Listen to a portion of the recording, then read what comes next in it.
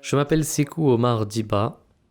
Je suis né dans le village de Saliken, dans le district central Badikou de la région North Bank de la Gambie, précisément en septembre 1951.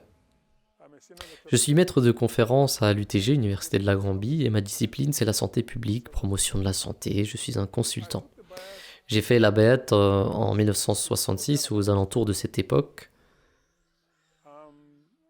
Et j'ai rejoint la communauté à un très jeune âge, j'avais encore que 14 ans, cela devait être vers 1966 je crois. En 1965, il y avait un missionnaire local répondant au nom de Ibrahima Jakani, qui avait l'habitude de fréquenter Salkene et un nombre d'autres villages diffusant le message de l'islam Ahmadiyya, et moi-même et mes amis. Moi et mes amis d'enfance ont fait une rencontre avec lui. On avait l'habitude d'assister à certaines des séances qu'il faisait, qu'il menait à Salken et autour de Salken. Et je me souviens aussi de Daoud Hanif, un missionnaire en Gambie pendant un long moment avant qu'il ne devienne amir. Il avait l'habitude de se rendre à Salken et il travaillait avec Ibrahim, il allait avec lui dans ses tournées, parlait aux familles, diffusait le message de l'islam Ahmadiyya, grâce à des prêches libres et des sessions de questions-réponses. Quand j'ai fait une rencontre avec Ibrahim Dikene, j'ai interagi avec lui. Nous avions l'habitude d'aller à la maison de Lot Mahara Touré pour discuter avec lui. Et j'ai eu le privilège de parler à certaines personnes qui avaient rejoint la Jamaat à Salkien à l'époque. Je connaissais très peu de choses à cette époque sur l'Ahmadiyya. Mais à travers les conversations et les interactions que j'ai eues avec lui, d'abord la première génération d'Ahmadiyya à Salken, et après avec Ibrahima Dikene et son hôte, M. Touré et Daoud Hanif, qui est maintenant en Amérique, je me suis intéressé et je suis vraiment devenu convaincu que cette communauté doit être la vraie communauté du Messie premier salam, le Messie des chrétiens et le Mahdi des musulmans, et attendu même par les juifs. Cela ne peut être personne d'autre que Mirza Ghulam Ahmad. Et dès lors, j'ai eu une conviction sur la véracité de l'Ahmadiyya. Je me suis assuré de saisir l'occasion en posant des questions et en faisant des recherches sur la communauté, son fondateur, et ainsi de suite, les prophéties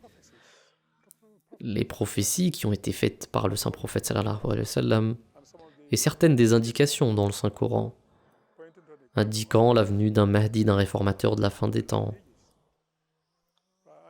Et c'est ainsi que j'ai commencé à m'y intéresser. Bien sûr, ma relation avec la Jamaat est devenue de plus en plus forte sur une période de temps, qui s'étend de 1965 jusqu'à la fin des années 80.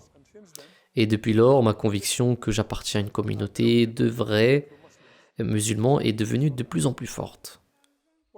L'islam existe depuis des siècles dans la région de Salken.